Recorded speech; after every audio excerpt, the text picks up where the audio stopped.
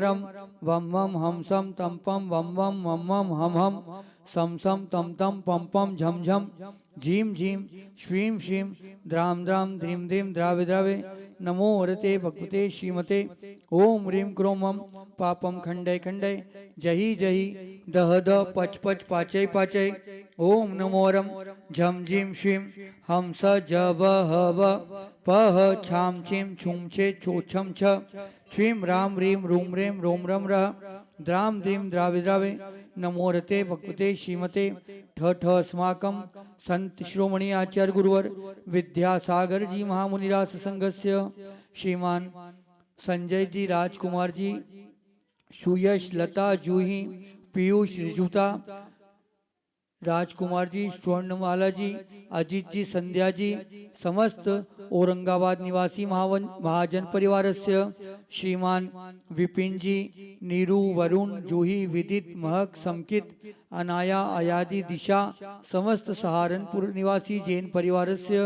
श्रीमान विपिन कुमार जी पारस जी कविता जी आयुषी जी अजित जी निर्वाण जी अंतरा प्रियंका समस्त सहारनपुर निवासी जैन परिवार से श्रीमान प्रवीण जी जैन संगीता जी जैन रवि शुभम दीप्ति सुहानी समस्त जैन परिवार समस्त परिवार से श्रीमान अनिल जी जैन रेणु जी जैन पारस साक्षी सहारनपुर निवासी समस्त जैन परिवार से श्रीमान सिद्धार्थ जी रमन जी अंजलि इशिका सिद्धांत अम्बाला निवासी समस्त जैन परिवार से श्रीमान सिद्धांत जी जैन समस्त परिवार से श्रीमान प्रवीण जी जैन शुभम सार्थक द्रव्य सन्नी ब्रजभूषण जय रजनी जी जैन सहारनपुर निवासी समस्त परिवार से सकल दिगंबर जैन समाज शिरपुर से श्रीरस्तु वृद्धिरस्तु तुष्टिरस्तु पुष्टिरस्तु शांतिरस्तु कांतिरस्तु कल्याणमस्तु स्वाहा। आज हम एक बहुत गहराई पर विचार करने की आगम कहते किसे हैं। बार बार हम लोगों के सामने ये बात आती है कि आगम की बात सुनना चाहिए, आगम की बात मानना चाहिए, जो आगम नहीं है उसे नहीं मानना चाहिए। अब हमारे सामने बात ये आती है कि आगम क्या है। तो परम पूज्य आचार्य समंतभद्र देव आगम के लक्षण को सुनिश्चित करते हुए कहते हैं, आप्तोपज्ञ मनोल्लंघ मद्रष्टिष्ट विरोधकम तत्वोपदेश कृतसारम शास्त्रम का पथघट्टनम। वो कहते हैं कि आगम वह है जिस आगम में हम ये मान के चल सकते हैं कि आगम कैसे कहते हैं, तो कहते हैं आगम वह है जो आप्त के द्वारा कहा हुआ हो, जिसमें प्रत्यक्ष और अनुमान से विरोध न आए, अर्थात विरोध का अभाव। तीसरी एक सबसे बड़ी विशेषता होती है, उसमें तत्व की बात हो, अनावश्यक बातें न हो, और मोक्ष से विपरीत पथ का जो नियम से नाश कर दे, समाप्ति कर दे, वह कहलाता है आगम। अब हमारे सामने यह प्रश्न आता है कि श्वेतांबर समाज में पूर्ण आगम है, दिगंबर समाज में नहीं है। ऐसा कहीं कहीं आता है, आचारांग सूत्रकृतांग स्थानांग संवायांग। जैन आचार्यों दिगंबर जैनों के पास इस प्रकार के आगम नहीं है। उसका कारण सबसे बड़ा यह है कि जब भगवान महावीर स्वामी की वाणी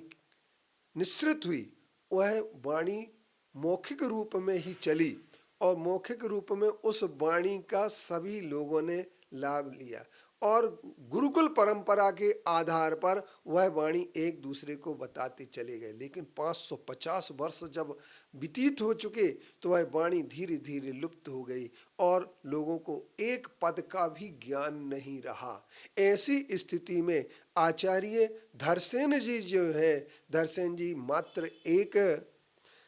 अंग के भी नहीं, उसके खंड रूप में ज्ञान के धारी रहे, और अग्रणीय पूर्व के धारी होने के कारण से कुछ ज्ञान उनके पास था। उसी आधार पर उन्होंने 2 शिष्यों को शिक्षित करके भूतबली और पुष्पदंत जी को, और उन्होंने जेठ शुक्ल पंचमी को आगम सठखंड आगम लिखा। ये दिगंबर माने। लेकिन श्वेतांबरों ने आचारांग सूत्र कहते हैं, लेकिन उनके आचारांग 18,000 पद का है, और इतना बड़ा कोई भी उनका आचार अंग नहीं है। और आचार अंग न होने के कारण से न सूत्रकृतांग है, न स्थानांग है, न संवायांग है, न व्याख्या प्रज्ञप्ति है, ये सब अंग नहीं है। तो ये सब अंग न होने के कारण से यह बात लगती है कि जिन्होंने भी इसकी रचना की है उनकी रचना का आधार यह नहीं है कि हम किसी भी प्रकार से अपने आगम को सुरक्षित माने कि उन्होंने ज्यों का त्यों आगम रखा होगा और उन्हें भगवान की महावीर की वाणी के अनुसार होगा। फिर इसके उपरांत इस आगम में कई प्रकार की, जैसे आचार अंग में कई जगह मांस और मद्य और मधु के साधु ग्रहण करने के भी प्रसंग है कि साधु इन्हें ग्रहण कर सकते हैं।